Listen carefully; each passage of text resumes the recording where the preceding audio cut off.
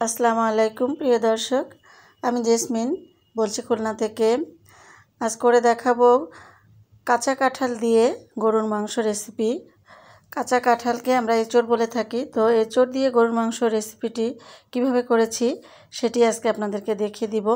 আমি অনেক আপুদের দেখেছি বড় বড় করে এঁচড় কেটে কাঁচা কাঁঠাল কেটে গরুর মাংস দিয়ে রান্না করেছে, তো আমি আজকে ছোট ছোট করে কেটে রান্না করছি।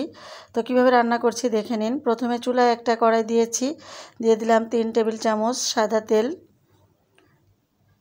তেলটা গরম হয়ে গেলে কিছু মশলা দিব। এখানে 1 টিস্পুন আছে আস্ত জিরা, 1/2 টিস্পুন আছে শাহজিরা, জয়ফল আছে 4 ভাগের 1 ভাগ, একটা কালো এলাচ আছে, 4টা সাদা এলাচ আছে, তেজপাতা আছে 1 টুকরা, দারচিনি আছে 3 টুকরা। তো প্রথমে আমি গরম মশলাগুলো কড়াইতে দিয়ে দিলাম, দিয়ে একটু নেড়ে চেড়ে নিচ্ছি। এখন দিয়ে দিচ্ছি 1/2 কাপ পরিমাপের পেঁয়াজ। পেঁয়াজটা কুচি করে দিয়েছি, আর পেঁয়াজ কুচি দিয়ে আবারও ভালো করে নেড়ে চেড়ে কাঁচা গন্ধটা দূর করে নিচ্ছি।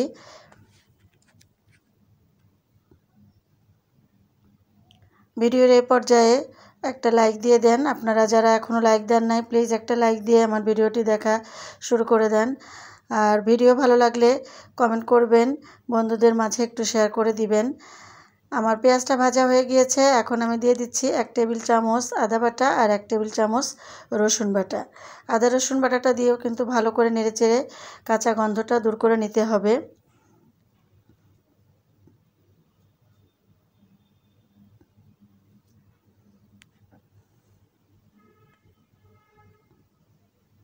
এখন দিয়ে দিচ্ছি স্বাদ মতো লবণ।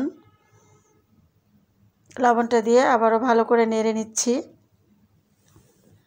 প্রিয় দর্শক, আপনি যদি আমার চ্যানেলে নতুন হয়ে থাকেন, আমার চ্যানেলটি সাবস্ক্রাইব করার অনুরোধ রইল। পাশে থাকা বেল আইকনটি ক্লিক করে দিবেন, তাতে করে আমি যখনই নতুন কোনো ভিডিও দিব আপনি সবার আগে নোটিফিকেশনে পেয়ে দেখে নিতে পারবেন। যারা ফেসবুক পেজ থেকে আমার ভিডিওটি দেখছেন, আমার পেজটিকে ফলো করার অনুরোধ রইল। সামান্য একটু পানি দিয়ে দিলাম। পানিটা আমি এই জন্য দিলাম যে এখন সমস্ত গুঁড়া মশলাগুলো দিব, আর গুঁড়া মশলা দেওয়ার আগে একটু পানি দিলে ভালো হয়, তাতে করে মশলা পুড়ে না যাওয়ার সম্ভাবনাটা থাকে। দিয়ে দিলাম 1 চা চামচ উঁচু উঁচু করে জিরার গুঁড়া, 1 চা চামচ উঁচু উঁচু করে ধনিয়া গুঁড়া, 1 চা চামচ দিলাম হলুদ গুঁড়া, আর 1 চা চামচ 2 চা চামচ দিলাম উঁচু করে লাল ঝালের গুঁড়া। তো ঝালটা একটু বেশি পরিমাপে দিতে হয়, যেহেতু এটা গরুর মাংস। আর তবুও বলছি আপনারা যেভাবে খাবেন সেভাবে ঝালটা দিয়ে নেবেন। এখন ভালো করে মশলাগুলো আবারও কষিয়ে নিচ্ছি।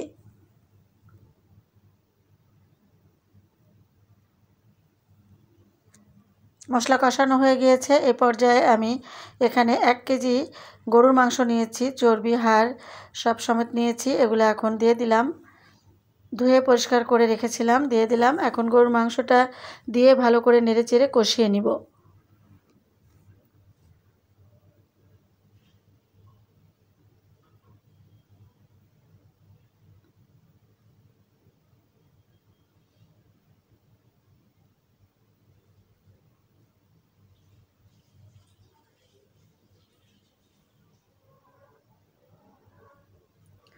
মাংস যত ভালো করে কষাবেন, অর্থাৎ আপনি যে তরকারিটা রান্না করবেন খুব ভালো করে কষালে আপনার তরকারির স্বাদটাও কিন্তু খুব ভালো আসবে।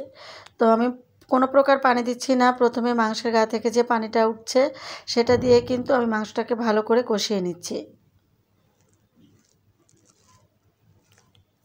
এবার ঢাকনা দিয়ে আরও কিছু সময় অপেক্ষা করব। 5 মিনিট পরে এই অবস্থায় আসছে। আমি কিন্তু কোনো প্রকার পানি দেই নাই। মাংসের গা থেকে যে পানিটা ছেড়েছে সেটা দিয়ে কিন্তু আমার কিছুটা মাংস সিদ্ধ হয়ে গিয়েছে বা কষানো হয়ে যাচ্ছে। তো আমি এভাবে নেড়েচেড়ে আবারও ঢাকনা দিয়ে কিছু সময়ের জন্য অপেক্ষা করছি। তো 5 মিনিট পরে চলে আসলাম। আমার মাংস কিন্তু প্রায় কষানো হয়ে গিয়েছে, উপরে তেল উঠে আসছে, আর আমি এখনও কিন্তু কোনো প্রকার পানি দেই নাই। আবারও নেড়ে দিচ্ছি। থাকেন আমার সাথে। আশা করব আমার ভিডিওটি ভালো লাগবে। ভালো লাগলে একটা সুন্দর কমেন্টস করে যাবেন। আমার অনুরোধ থাকবে প্রথম থেকে শেষ পর্যন্ত আমার ভিডিওটি দেখবেন।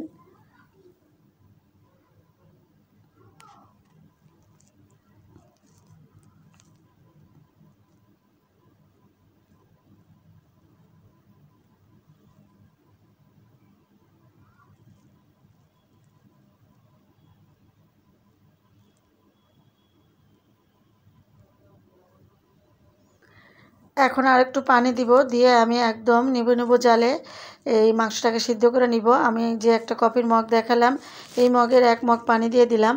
এখন আমি জাল মিডিয়াম টু লোতে রেখে, মিডিয়াম টু লো থেকেও একটু কমে রাখবো, রেখে ঢাকনা দিয়ে 30 মিনিট রান্না করে নিচ্ছি।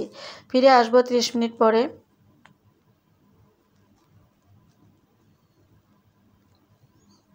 তো মাঝে কিন্তু একটু নেড়ে দিচ্ছি, মাঝে মাঝে একটু নেড়ে দিতে হবে, তা না হলে লেগে যেতে পারে। আর খেয়াল রাখতে হবে জালটা যেন একদম মিডিয়াম টু লো থেকেও কম থাকে, তাহলে মাংসটা কিন্তু খুব দ্রুত সিদ্ধ হয়ে যাবে। ঢাকনা দিয়ে আবারও অপেক্ষা করছি কিছু সময়ের জন্য।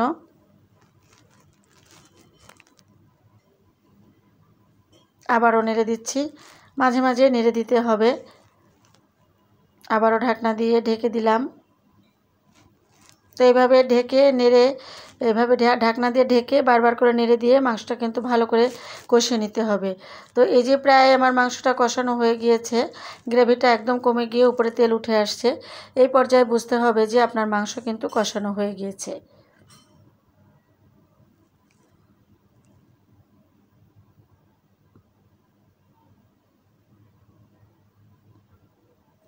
এখন দিয়ে দিচ্ছি আমি কাঁঠালের এঁচড়, অর্থাৎ কাঁচা কাঁঠাল।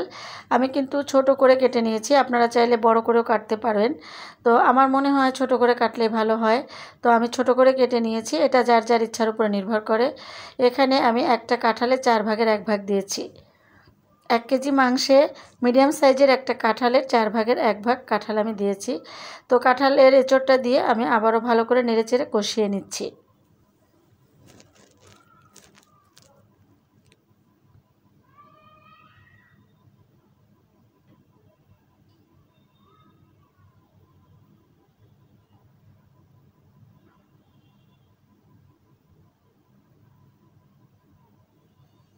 ঢাকনা দিয়ে কিছু সময় আবারও রান্না করে নিব। তো 5 মিনিট পরে এই যে চলে আসছি। 5 মিনিট পরে এই অবস্থায় আসছে, অর্থাৎ কষানোটা কিন্তু একদম ফাইনালি হয়ে গিয়েছে। এখন আর একটু নেড়ে চেড়ে তারপরে আমি ঝোলের পানি দিয়ে দিব। তো কাঁঠালটা দিয়েও কিন্তু ভালো করে কষাতে হবে, তাহলে কাঁঠালের ভিতরে মশলাটা কিন্তু সুন্দরভাবে প্রবেশ করবে। আর দেখতেই পাচ্ছেন কতটা লোভনীয় হয়েছে রান্নাটা।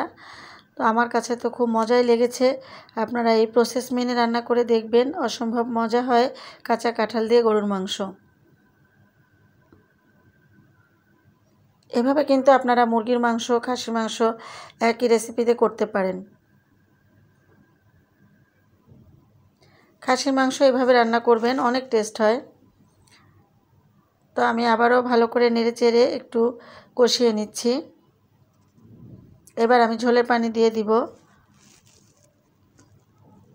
আপনারা চাইলে এখানে একটু গরম পানি দিতে পারেন। তো আমি দুপুরবেলা এটা রান্না করেছি, আমার ট্যাপের পানি অনেক গরম ছিল, যার কারণে আমি আর গরম করি নাই, আমি সরাসরি পানিটাই দিয়ে দিলাম। ঝোলের পানিটা দিয়ে দিলাম, আমার পরিমাপ মতো আমি দিয়েছি, আপনি আপনার পরিমাপ মতো দিয়ে নেবেন। এখন ঢাকনা দিয়ে আরও 20 মিনিট মতো রান্না করে নিব। মাঝে মাঝে কিন্তু ঢাকনাটা তুলে একটু নেড়ে চেড়ে দিতে হবে।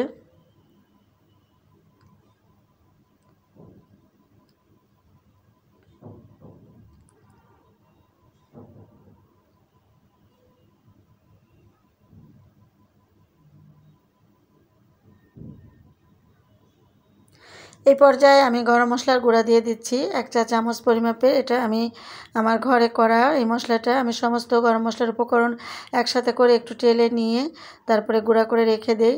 এটা তো আপনারা জানেনই, আমি যখনই মাংস রান্না করি হওয়ার একটু আগে এই মশলাটা আমি দিয়ে দিই। আর এই মশলাটা করে রাখবেন, এয়ারটাইট একটা বক্সে রাখবেন বা একটা কাচের পাত্রে রাখবেন। আর মশলাটা যখনই দিবেন, দেওয়ার সাথে সাথে কিন্তু ঢাকনা দিয়ে ঢেকে দিবেন, তাহলে এর যে সুগন্ধ এটা আর বাইরে যাবে না। তো এরই মাঝে কিন্তু হয়ে গেল আমার মজাদার সুস্বাদু কাঁঠালের এঁচড় দিয়ে গরুর মাংসের রেসিপি। অসম্ভব মজা একটি রেসিপি, আমি এই ফার্স্ট টাইম করেছি, আমার কাছে খুবই ভালো লেগেছে। আমি আশা করব আপনাদেরও ভালো লেগেছে। আমার পাশে থাকবেন, সবাই ভালো থাকবেন। আজকের মতো বিদায় নিচ্ছি। আল্লাহ হাফেজ।